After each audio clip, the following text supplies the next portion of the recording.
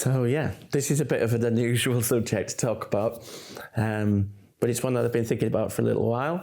And today we're going to talk about art and death. Dun, dun, dun.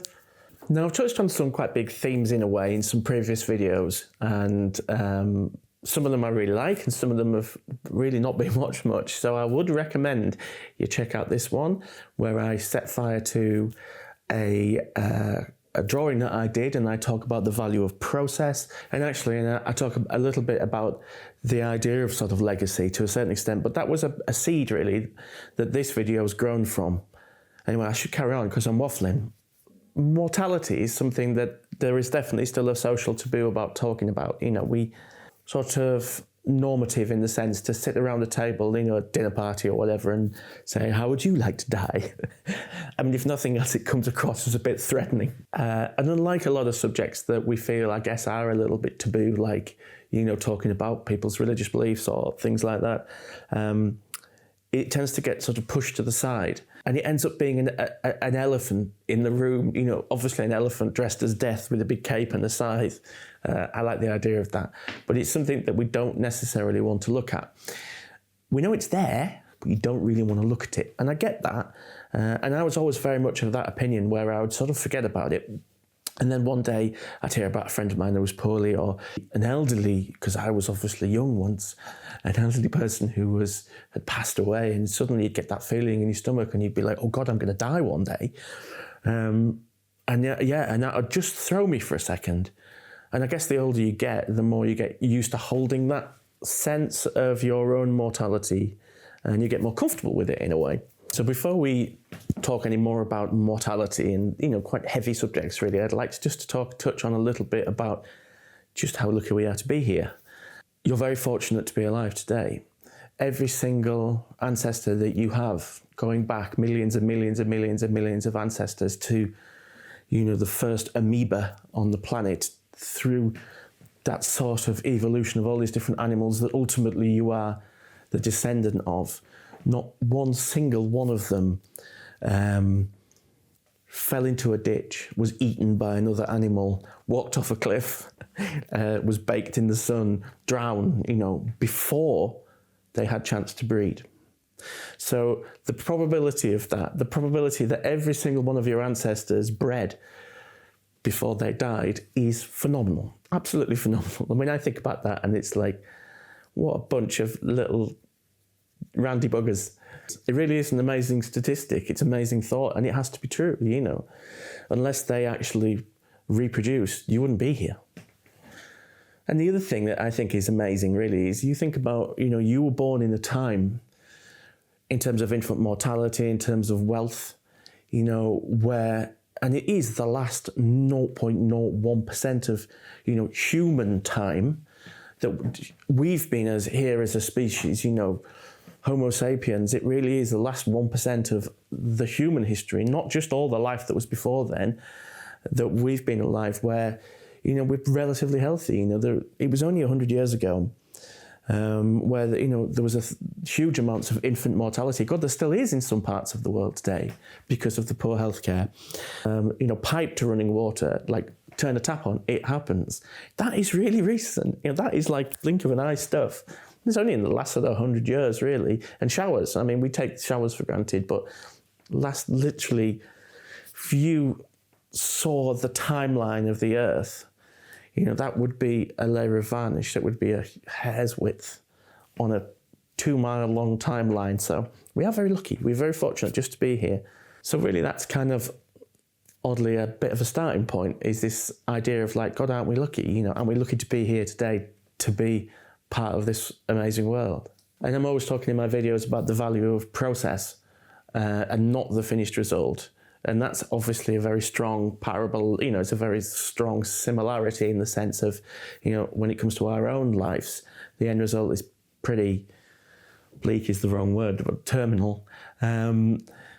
So really we have to enjoy the process, you know, every single day, every single year has to be valued because we're rushing. And that's what happens, I think. And I think in our lives, I think we rush, you know, there's this idea of when you're young, you certainly want to grow up fast. You want to be able to drive, you want to be able to live life, you want to earn some money and, create your own life. And there's times, not always in the first 10 years, but there's times certainly in the early teenagehood where I just wanted to get going, And it's not to say I didn't enjoy myself, but there's the idea of, we're desperate to buy a house, desperate to start a family, desperate to work towards retirement. And then all of a sudden, you're in your 60s or 70s, and a good chunk of it certainly has gone by. And the whole time you're rushing, the whole time you're chasing something. And I think if we forgot to slow down, if we forget to value time and people, particularly people, it's a big mistake. I think art is a wonderful way of slowing down and really appreciating that, certain days when you can just drink deep in the surroundings and really feel like you're part of the world. And I think there's a stillness that sketching and doing drawing gives you, which, I have talked about in previous videos. It's very powerful. Some people are full-time carers where they're giving all the time. So actually taking some time just for yourself even to actually pull back and have some quiet time is super important too. And I think that's another thing about time when we are busy people is it can go fast, it can speed up. And we know we only have a finite amount of time. So actually taking some time out and doing something like some drawing or fishing or going for a walk or seeing friends, these moments where time slows down and you have more of a sense of calm. It's pretty valuable. I've always been aware, ever since I was young really, that walking in nature and exploring the countryside, it elevates my mood.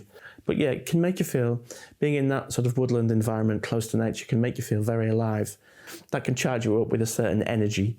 I mean, in a very obvious sense, when it comes to our own mortality, we know that at any moment we could become ill or get run over by a bus. But we are all aware of the sense of just sort of how fragile life is.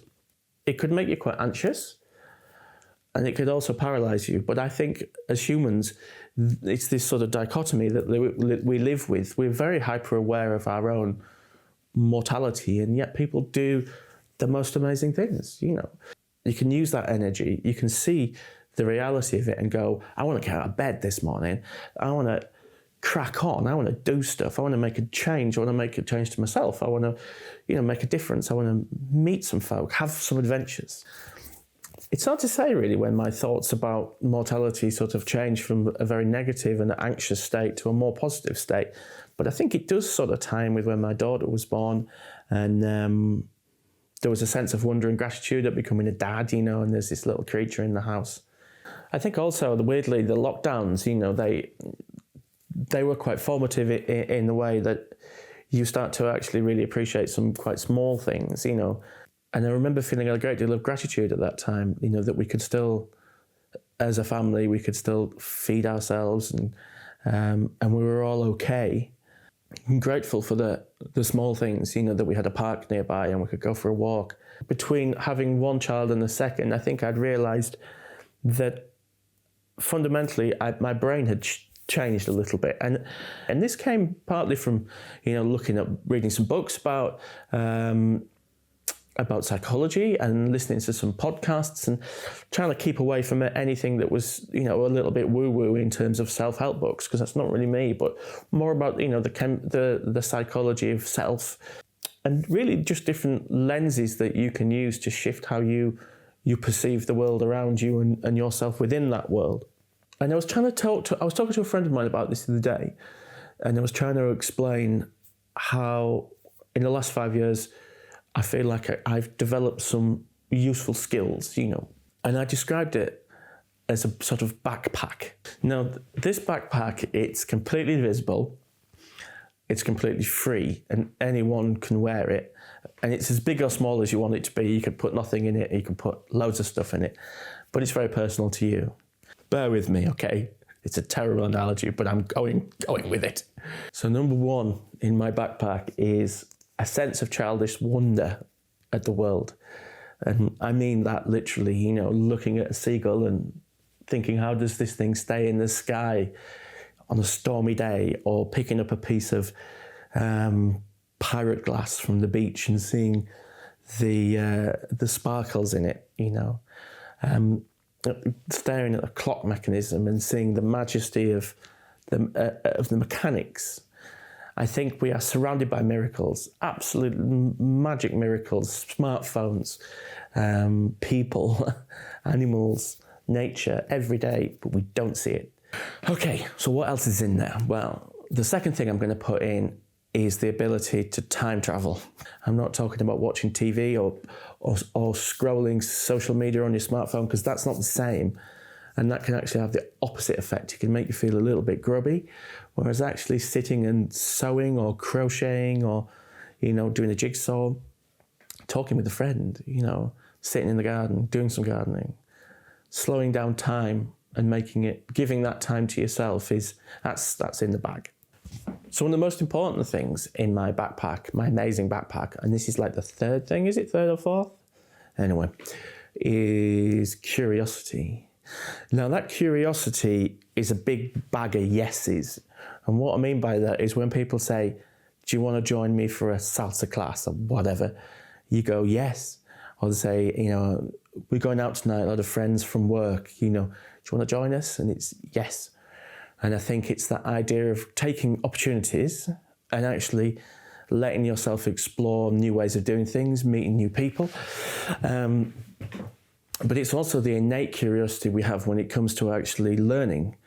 I find taking deep dives into stuff. Recently, I've been looking at a lot of videos about shoe making and shoe maintenance and the history of shoes. And I just disappear off down rabbit holes all the time. And I love the fact that you can take any sort of inherent component in history, whether it's salt or the history of colours in paintings, and it can lead you down a route and you can learn so much about the world and history through that.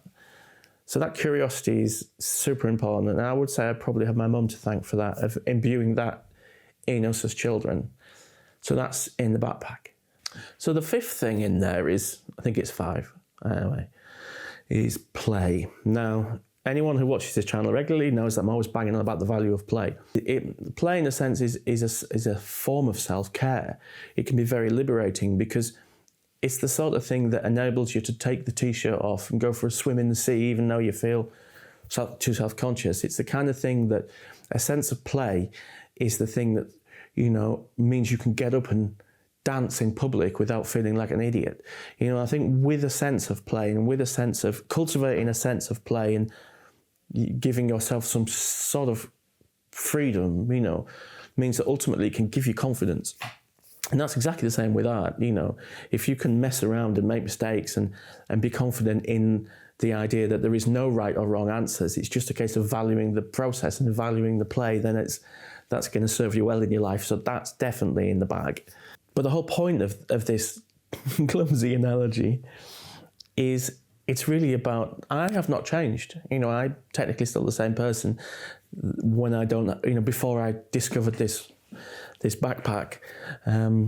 But it's just lenses that I choose to view the world through. And you can put those lenses on, which brings us back really to mortality. The sense that you can choose to view your own mortality as a hole that you're about to fall into, and it can inevitably make you freeze. Or you can choose to see it as something you can't change. It's fixed, in the same way that you're born here and you die there and you have this bit in the middle. But you can choose to use the fact that there is an end to give you energy and to drive you forward. But the bag and the things within the bag mean that I get to try and see every day as a privilege, every day as a gift, and try and actually be grateful for what I have. So finally, I'd like to talk a little bit about legacy. There is, I remember reading some research that had been done that said that like 95% of what your kids learn from you is modelled behaviour. So if it doesn't really matter if you tell them to eat their vegetables or tidy their room, unless you're eating vegetables and you're tidying your room, your house, they're not going to do that because a lot of what they learn is model behavior. And, as primates, that's how we learn, that's evolutionary imperative or whatever. So if I can model a sense of gratitude and enthusiasm and joy for the world, then hopefully my children will get a sense of that too. And I think I'm starting to see little bits of it there already, which is really, really amazing. And I can build some resilience in them. That would be a wonderful legacy. And as any parents out there will tell you, that's probably the most important thing. My legacy is the backpack. I want my kids to develop their own backpack. It won't be mine. Hopefully there'll be less things in it that they need, but you never know.